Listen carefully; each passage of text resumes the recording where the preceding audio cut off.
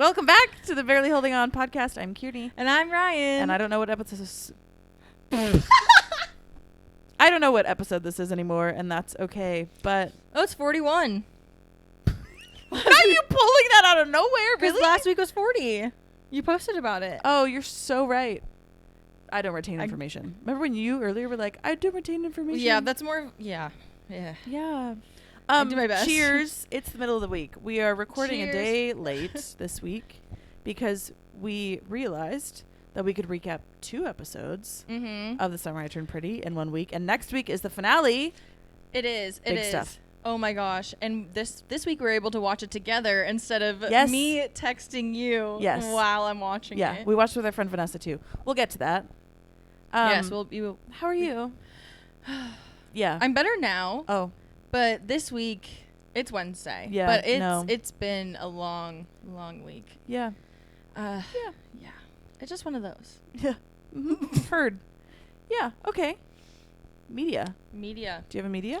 I do. Actually, I stumbled across this musical that was, I don't remember, I think it started on the West End or maybe like a smaller theater in the UK. Okay. But it is doing its previews on Broadway. Nice. Coming up. It is called Two Strangers musical. And I heard this song. They had it on TikTok. And this guy, his name is... Is that the one you sent me? Ooh, or did you just send me some spoofy musical TikTok video?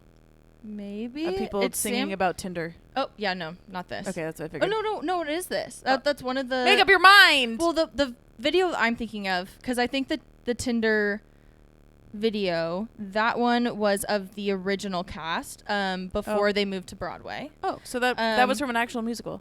Yeah, I thought it was one of those, like, people wrote a song as though it was a musical, and it's not actually a musical. So this guy is... he's from the UK and he comes to New York and he just wants to have the full New York experience. That's all I got. But it's really good. This one song is it's called New York, and he is basically the UK's Ben Platt, which I found out. Oh. He's very popular over there. Does he sing the same way that Ben Platt does? I know that every time I try to play something through my phone, it does not sound as good. But check it out. It's super good. I'll check it out. I'll play it for you later. Okay. But it's super good. Great. Yeah. My media is that I went to a concert last night. Ooh. Lucy Dacus. I don't know if you listen to her. She's good. She's just such an easy listen. I think I discovered her years ago actually by watching her Tiny Desk. Oh, cool. She's a really good artist. She's very like mellow. Again, kind of like easy listening. She's got this really like soft like croon of a voice. Where'd you see? At the amphitheater at San Diego State, actually. Oh, nice. Yeah, which is a fun venue. I have a little field trip over there. A field trip? Yeah. Like by yourself? No, I have for my history of theater class. Like an actual field No, like an actual. I didn't know if you're like I just walked by there one day. No. Yeah. I went look the we're amphitheater. Greek theater, so we're doing an amphitheater. Classic. Been there. Yeah. That's a great venue. Every seat is a good seat. It is. I've been there a few times. I've also worked as a security guard there a couple of times. Stop! I completely forgot about that. Yeah, me too. I was reminiscing on it last night. Was it Elite? Yes. Oh my. Yes, indeed, it was Elite. I cannot. I was a security guard for I don't know 3 months, 4 months, something like that. I didn't work very many shows. It was not my thing. I was sick of being harassed by men who thought that I could be bossed around simply because I was a female security guard. Oh, I have some beef with some Elite people. I never worked a Padres game. That was like a high tier of Elite that you had to like It's never work the up women. to. I'll say that. Yeah, no it's shit. Never the women. We could put that on a fucking t-shirt. Anyways, the concert was really good, and it's the second time I've seen her now. I actually saw her a few years ago at the Observatory in North Park, and that was really good. And she like called out that show, which was really funny. She referenced something last night about, I guess that last show that she did here was the last of that tour.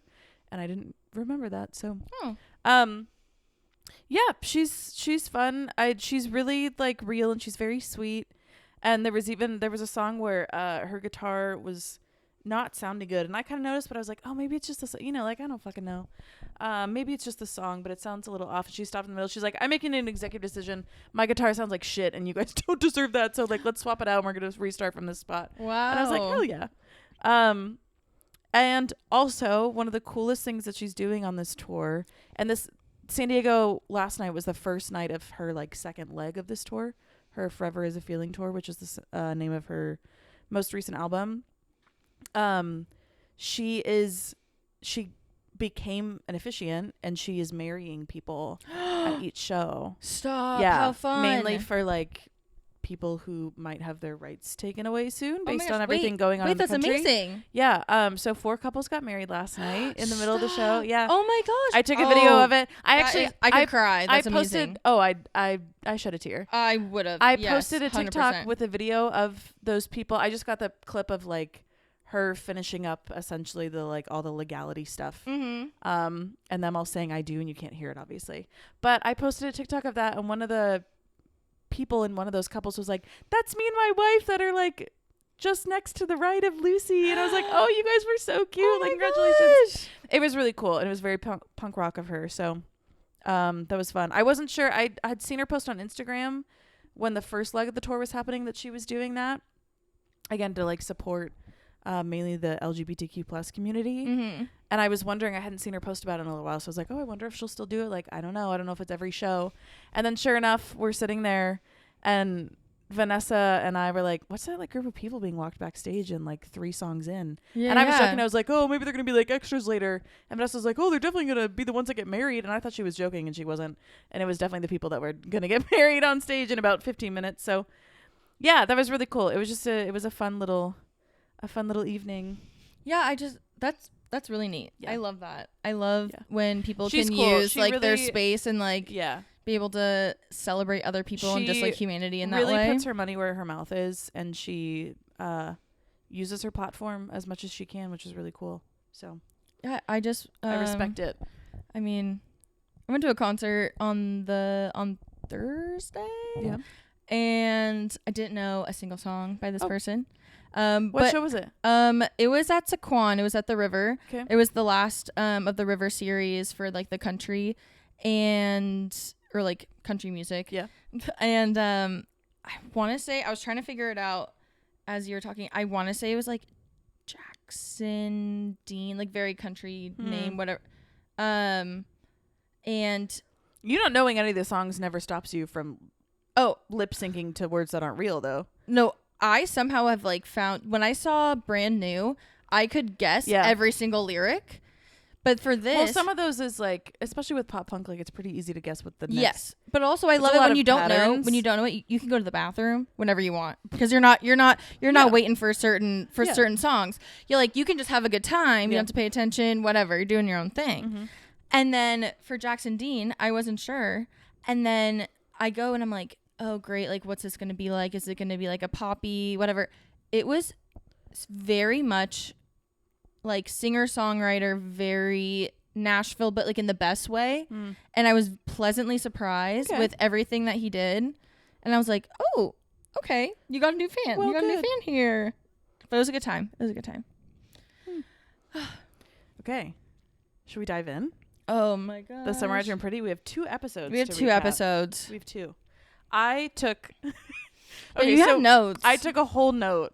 I used my notes app is what I'm referring to.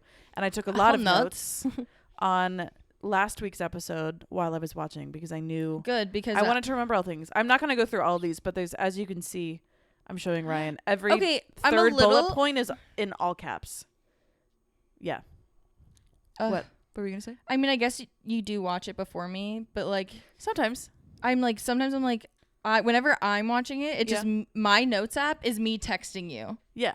That's how that works. And then you're like, I took a notes app. I'm like, I wanted to be included. This is the first time I ever did the notes app, because I was like, I'm having a lot of feelings. Notes. Yeah, I wrote down. For in my eyes, a filler episode, you had okay, notes. But that's the thing is like, it was necessary. No, I'm not saying that it wasn't. We needed the character development.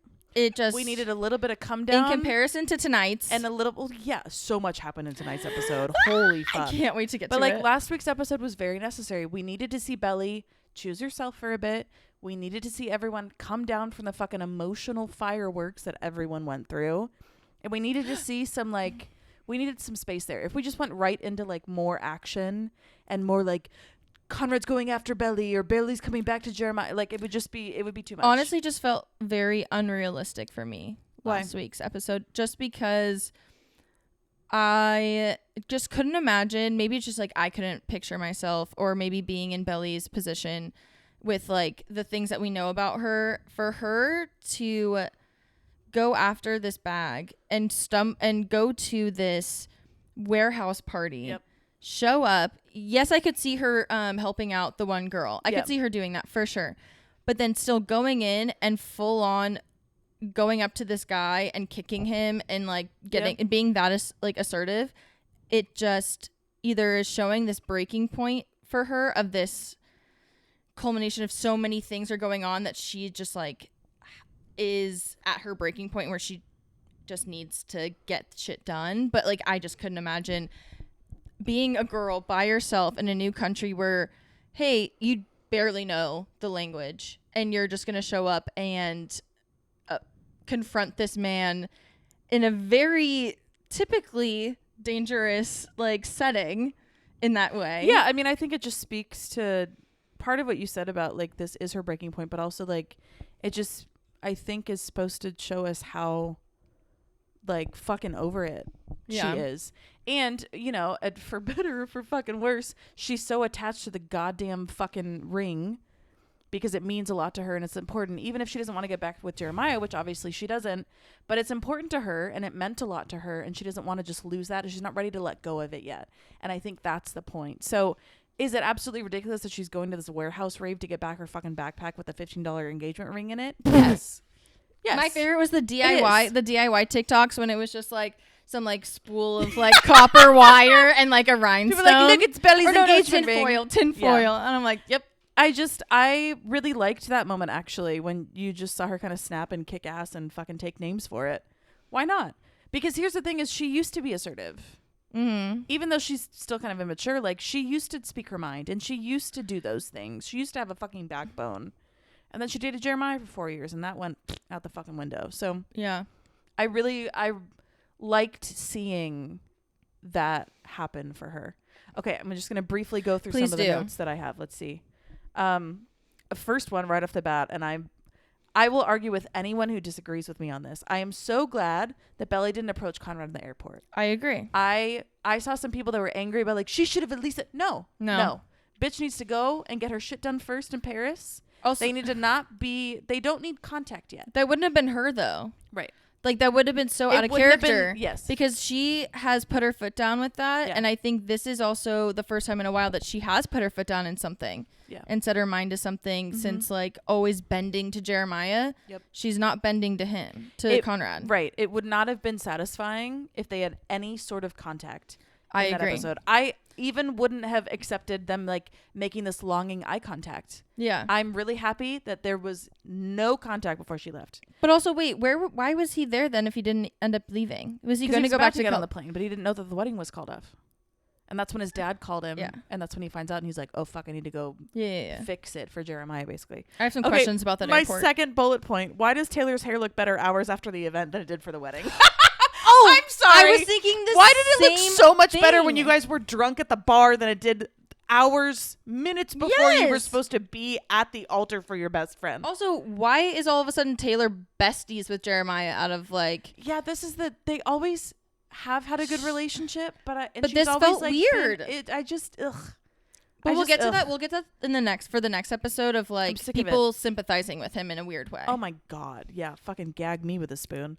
I haven't heard that in so long. Next note for me in all caps: the pain in Conrad's face after Taylor said that Belly needs space.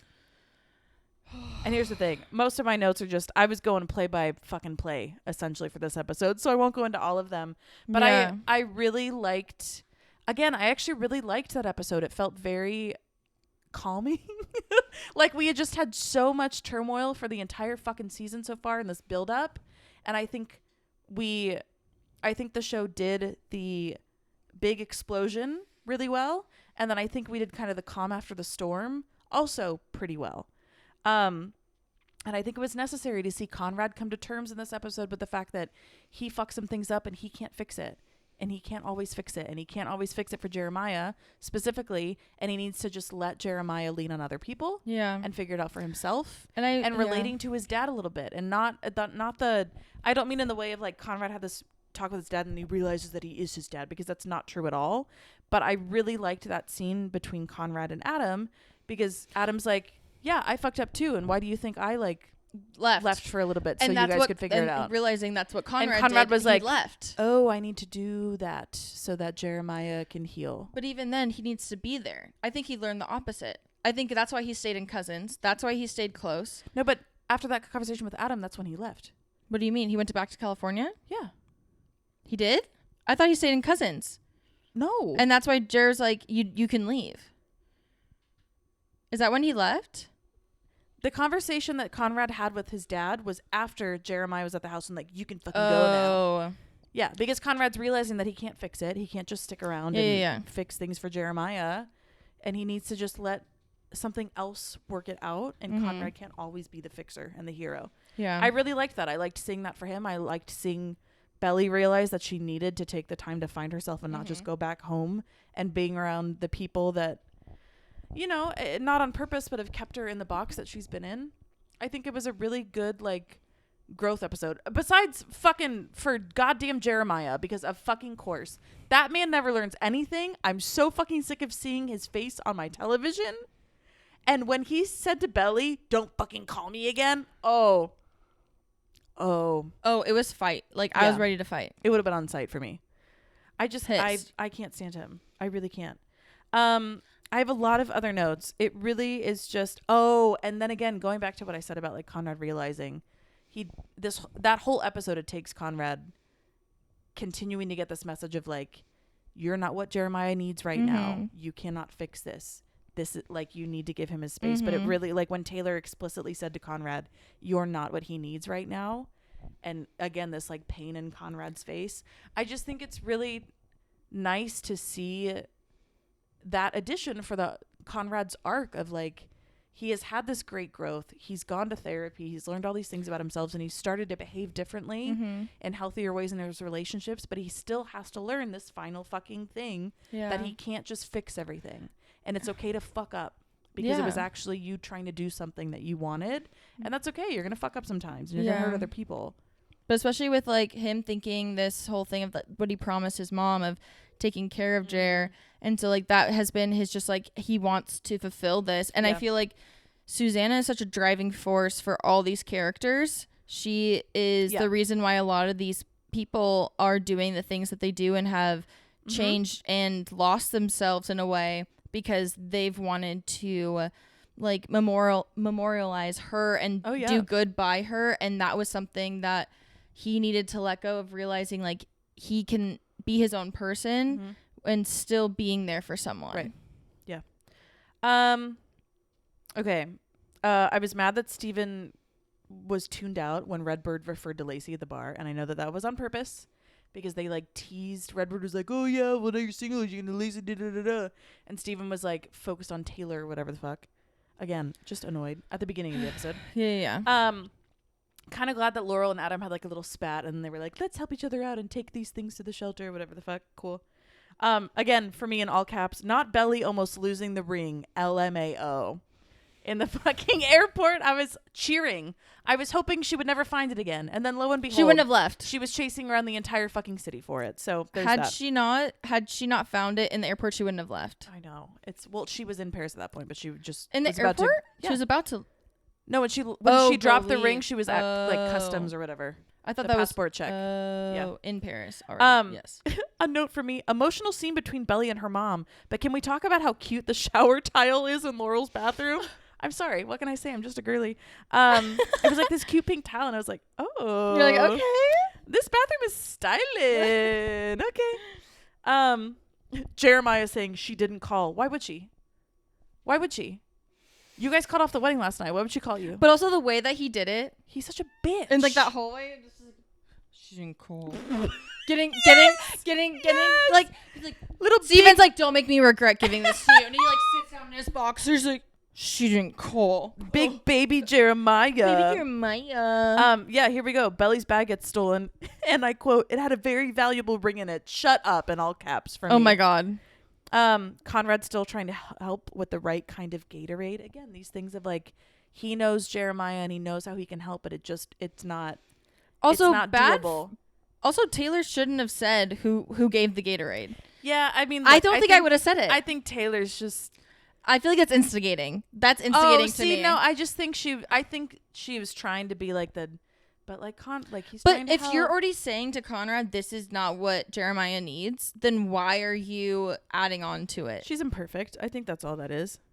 I think it's just also, yeah. I'm still pissed that Steven's reaction was like, "Ooh, who the fuck is Lacey Barone?" And then that was it.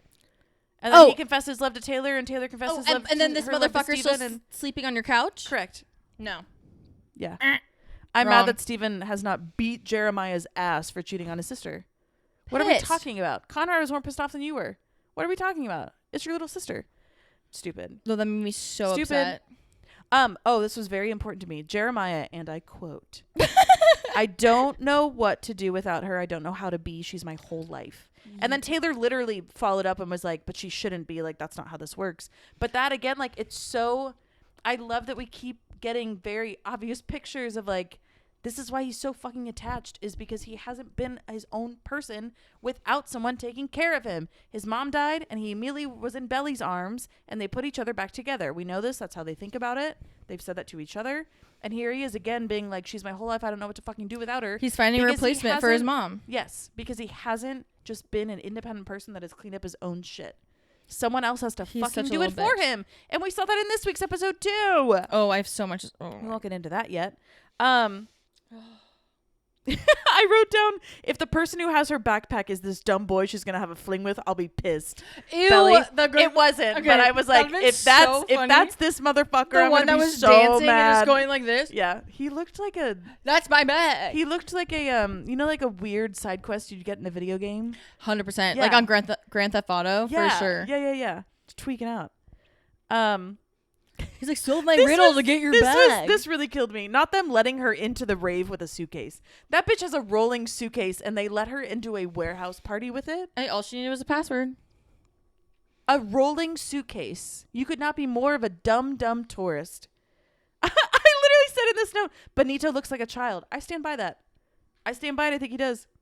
And then I wrote, now she has a backpack and a suitcase at a warehouse rave. My next note, Taylor being the voice of reason and calling the Belly and Conrad relationship epic and infinite. And I literally wrote in parentheses, there's a term for this, and I don't know if you know it, but I know that there's like a literary term for like a character who is Like destined? What do you mean? no, like a character who is calling out, like she's literally calling Conrad and Belly's relationship epic and infinite, and she's like Taylor's Like the making all these Oracle? connections, kind of. Yes, She's the maybe that's- Oracle? Yeah. It's the Oracle. Yeah. See, you Look get at it. me. See, you get it. English major. You get it. The fucking arts kids over here. But that's what, like, I really loved. They're the I ones that noticed yeah. that, and I was like, ooh, I like this spot for Taylor. I just think it makes sense, and I really like that she's had her own arc, but that she is this, like... She's grown a lot. Yes. But I really liked that moment. It's like, she is the... Look at her being the little oracle. Oracle. Yeah, Look at again, you. that's when Steven finds out about Lacey. Not enough of a reaction for me. We got over that way too fast, Steven. Way too fast. Stephen Conklin. Stephen Conklin. Isabel Conklin doesn't want a cupcake. Who is she? Who are you? Who are you? I wrote, love that we finally get to see Taylor confess about the hospital. Full circle for that story. I did. Like I that we was got really that happy whole- that she did bring that up. And honestly, I think that was a really nice scene between Taylor and Steven. That was good writing for sure. Yes, him being really honest about, like, I've seen the way that you're best friends and there for all these other people, but like when we were together, you weren't like that. Like, can you just be that friend to me? But that was us very as hard for boyfriend and him to- girlfriend.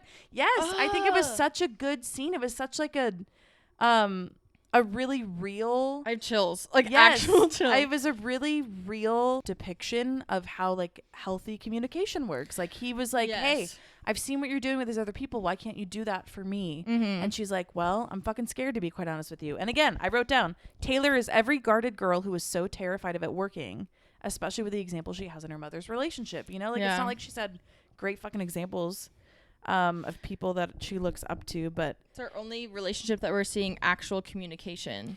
Yes. Yeah.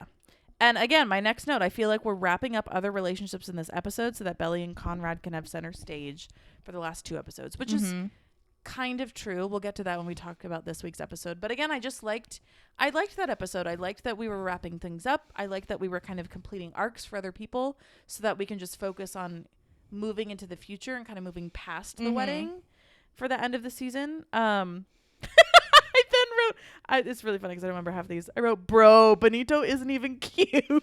Oh my God, stop. No, I think he's a little cutie. I really don't. I think he's a little cutie in like the way that he's just like, he's not my type. I wouldn't be like, ooh, swoon. But I think like he's just a little cutie. Yeah. Look, she's 21. I know. Hey, it's just my opinion. I said, love seeing Belly get her backbone and her spirit back. Then I said immediately after that, I said, not the immature Aperol spritz at the bar, though. Oh, when she's at the bar with her new friends late at night, everyone's drinking. Also, so she has a fucking Aperol spritz. Those people were way too cool for her. Yeah, easily. But then I was they like, still are. Yeah.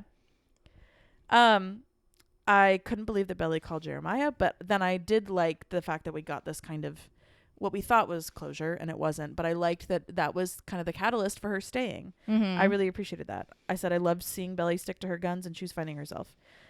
Jeremiah, don't fucking call me again. That was the most bullshit fucking. That made me so that was mad. Rage bait. I was ready to go. I wrote in all caps, all he's trying to do is own her. That's all he wants, and he's not okay when she wants to be independent. I feel like I need to make a whole PowerPoint or just like full paper on a full character analysis of this season, or even just him as a character. I think that he is so weird where I just don't get how she even fell into him. I don't either. And like just this switch up, especially for this season, I might make this like a little project for myself actually. Like on winter break, if I don't take a class, I might read the books. I might read 3 books from now. Yeah, I might read the books, rewatch the show, and do a full entire character analysis. That would be really fun because I just don't understand. I love a character analysis. How this shift happened because I didn't care for Jeremiah. I always just thought like, okay, golden retriever, like himbo, whatever. But then there was like certain little small little like one-liners where I was like, ooh, I didn't like that. Yeah. Ooh, and like, but as like a viewer, maybe you aren't going to notice that because you're mostly paying attention to his like fun-loving like personality. Right. But then all of a sudden, it just comes to a head in this last season where I'm floored. Yeah. I just don't. Yeah. I hate him. No, I can't stand him whatsoever. Okay, I'm almost through my notes. I promise. No, you're good. Good, because I barely remembered last episode. This is why I did it, because I was like, I'm gonna forget all these things. Jeremiah and Conrad at the house, and still Jeremiah is only focused on competing with Conrad. Quote, oh, I guess she only called me then. That shit pissed me the fuck off. Disgusting. Because he was sitting on the counter. Yes. And he took bite of the apple. He was trying to get this like dominant fucking stance, and he's like, oh, well, I guess she only called me then.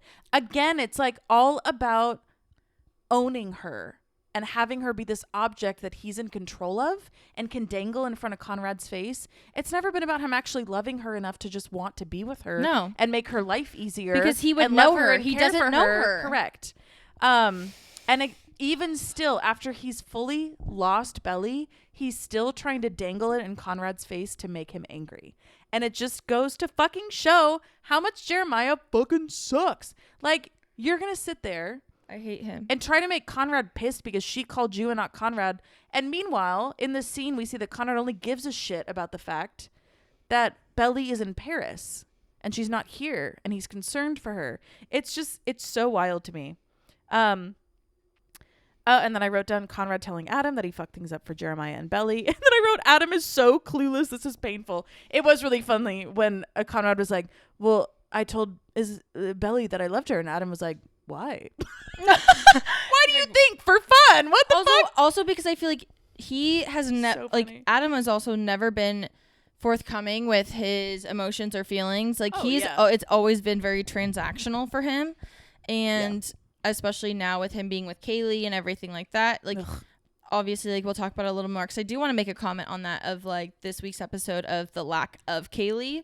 Yeah, weird. And I just feel like it's always very much an optics thing. It's always how he's perceived. It's never about, it's just business. And that's his biggest thing. Yeah. It's about a transaction. Yeah. And if it has anything to do with anything deeper, it doesn't compute to him. Yeah. Because he's just so like absorbed in this world of like his job and all of that.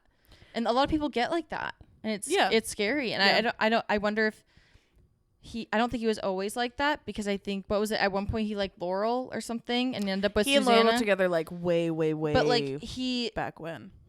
He, of course, like, college is very different than being an adult, like in this regard of like having kids and in the corporate world, but he wasn't always like this. And then he slowly kind of turned into that. And I feel like that's also easily either of the boys could have, but also they lacked this connection, and Adam has lost the plot.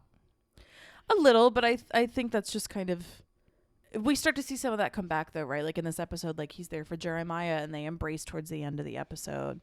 And again, I was scared when that happened though. In this, what? Why? I think scared. I just only scared because I felt like that could have been a point where Jeremiah could have either also kind of separated himself from his feelings and just gone into this business world and tried to only get validation from his dad. Like, I wasn't sure how that was going to go. Oh, I just thought it was a nice sweet Adam. moment. Yeah, finally. That's my daddy issues.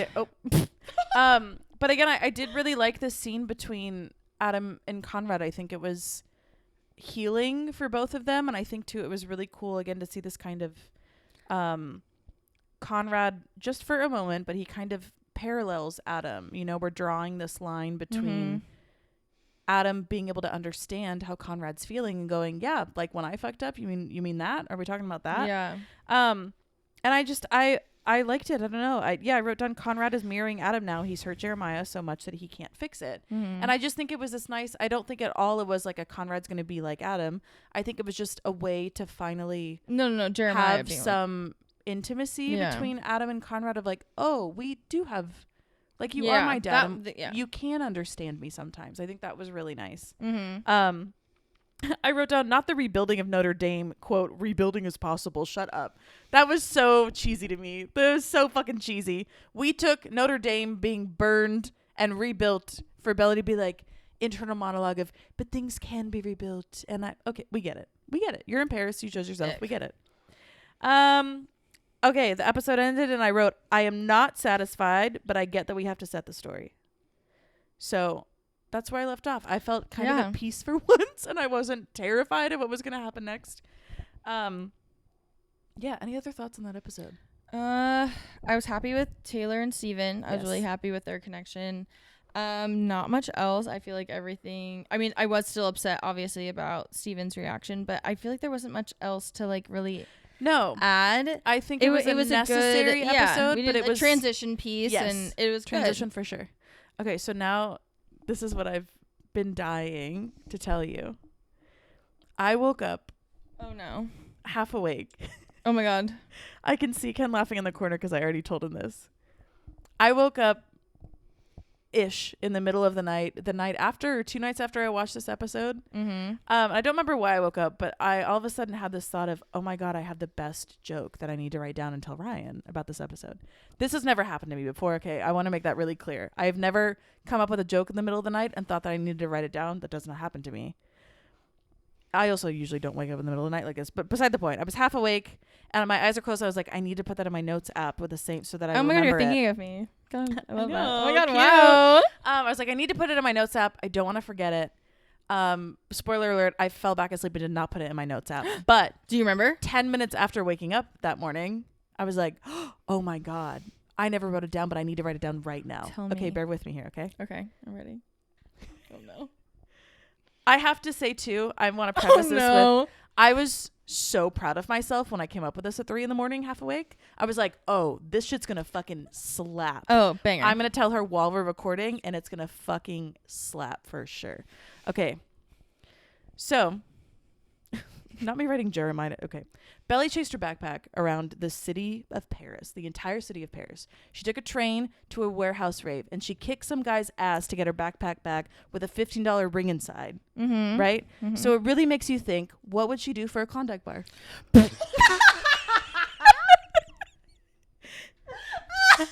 And ladies and gentlemen, that's what I came up with at 3 a.m. Oh my god. Oh my god.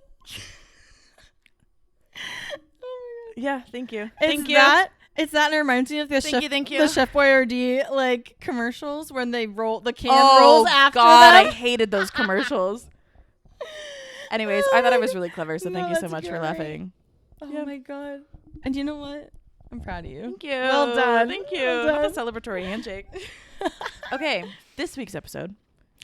We're fresh. We've just watched it. Oh man. I feel like I'm still processing. Very much so. A lot happens. We get several time jumps. A lot of different things are happening for all of the characters. Mhm. There's a lot to unpack. Any initial thoughts? Initial thoughts. Initial reactions more so of I cried twice. Yeah. Yeah. We got emo. Got a little emo. I screamed good amount half the episode. Yeah. Oh, Again, it was me, Ryan, and our friend Vanessa. And my neighbors probably thought we were watching a sports game. I would wager.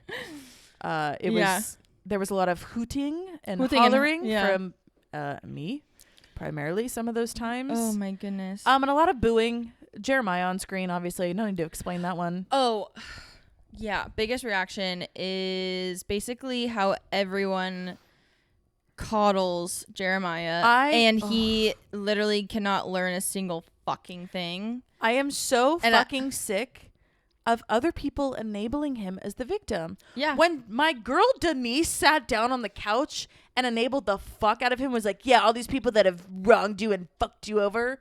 What are we talking about, you guys? Pissed. What are we talking about? I was already pissed when she helped him pack. Yes. And let him stay. Yes. She was calling him Nepo baby for like most of their time. I was angry about that. Denise went way up and then way back down in this episode for me. Disgusting. What are we doing? So happy he got cut off. He deserved it. Very much so. I'm really happy with where Steven and Taylor are at. I'm pretty happy with where like Laurel and John are. That seems they're at least like good friends, whatever, whatever. I think it's funny that they're back to like their old bickering self. Yeah. Jeremiah, the Jeremiah shit was just so irritating to me because we continue to see, even after everything, it's been like, what, 6 months? 3 months. 3?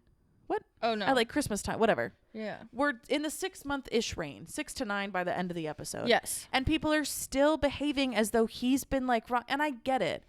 She's still in love with your fucking brother, or at least like their love never compared to what yours was. Mm-hmm. But stop acting like you had no fucking hand in this.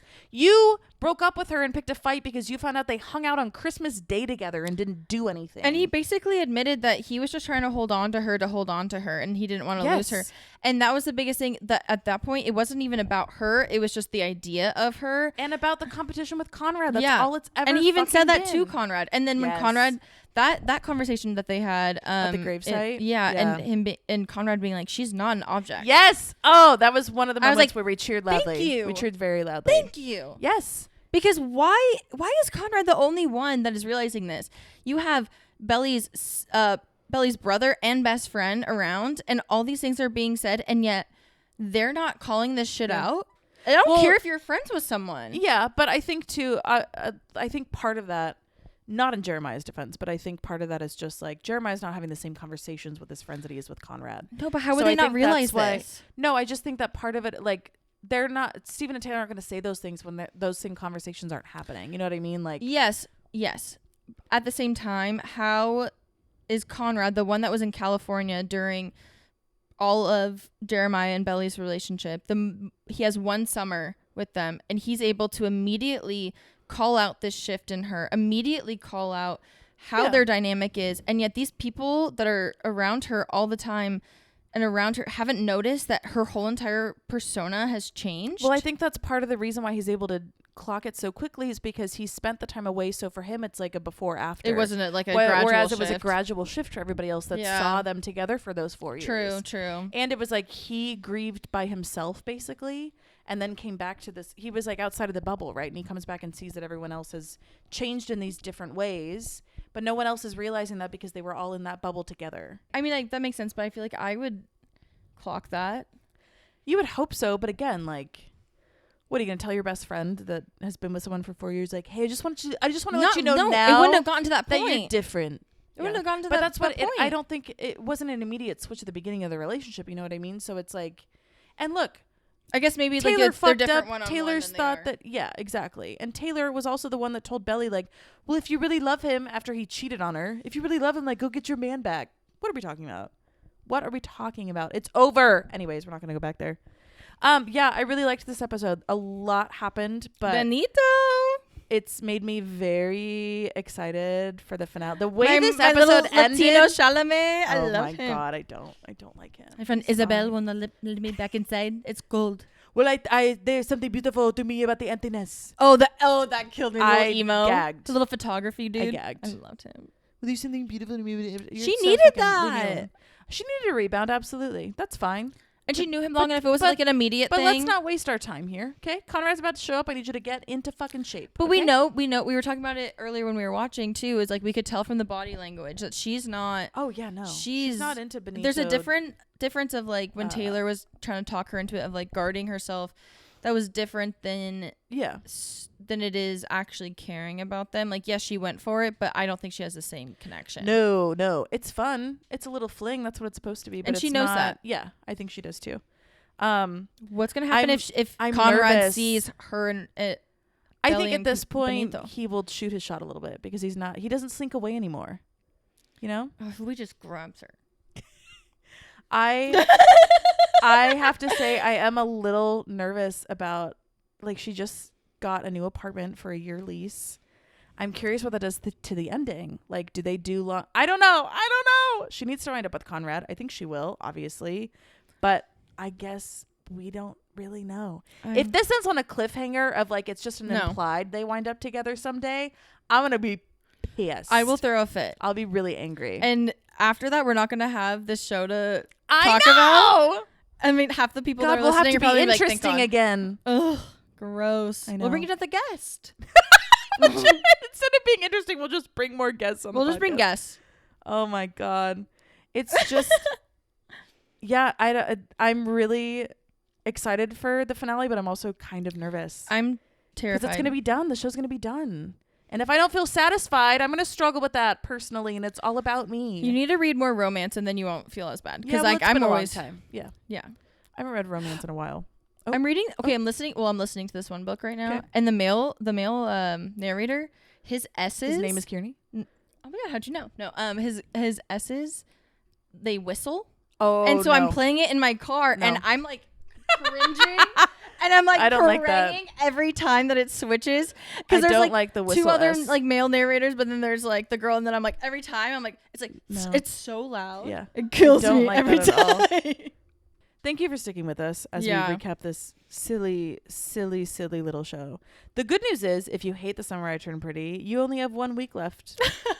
Yeah. The bad news is, if you do like The Summer I Turned Pretty, you only have 1 week left. We won't be able to talk about it after next week again. Oh man. You can recommend like a movie or show that we will react to, and we'll come back and talk about. Yeah, I would enjoy that. Yeah, I like that. Introduce us into something new. Like a little indie film. Ooh, love good indie film. Anyways, thank you for listening. I hope you have a great week. I don't know. Have a good one, guys. Thank you so much for listening. Please like, follow, and subscribe. Share with your friends. Follow us at Barely Holding On Pod on Instagram, TikTok, and YouTube. And we'll see you guys next week. See you next week. Bye. Bye.